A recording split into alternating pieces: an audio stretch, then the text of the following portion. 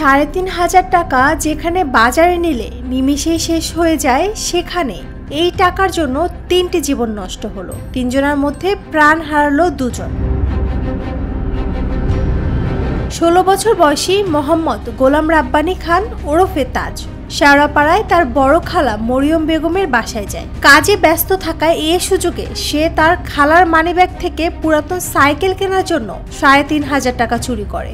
যা দেখে ফেলায় বড় খালা তাকে বকাবকি করেন এবং তার মাকে জানানোর জন্য ফোন খুঁজতে থাকলে তাজ টেবিলে রাখা ছুরি দিয়ে প্রথমে বড় খালার পেটে আঘাত করে।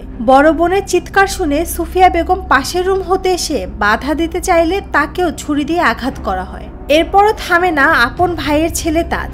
রান্নাঘর থেকে শিল নোড়া এনে বড় খালা ও সেজো খালার মাথায় কয়েকবার আঘাত করে। তারপর মাত্র ১৪ বছর বয়সী তাজ ঠান্ডা মাথায় টয়লেটে গিয়ে তার গায়ে ও হাতে লেগে থাকা রক্ত পানি দিয়ে পরিষ্কার করে। এরপর পাশের রুমে গিয়ে তার রক্ত মাখা টি শার্ট ও জিন্সের প্যান্ট পাল্টে ব্যাগে থাকা আরেকটি রঙিন টি শার্ট ও ক্যাপ পরে নেয়। পরবর্তীতে সে বাইরে থেকে দরজা লক করে চাবি নিয়ে একটি সিএনজি করে শনির আখড়ার উদ্দেশ্যে বের হয়।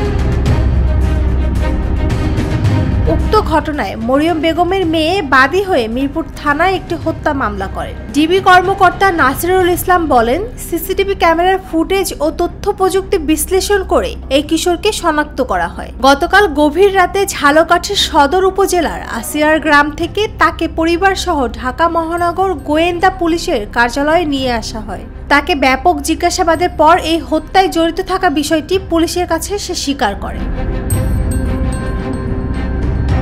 নুসরাত জাহান শম্পা, নিরপেক্ষ নিউজ ডেস্ক।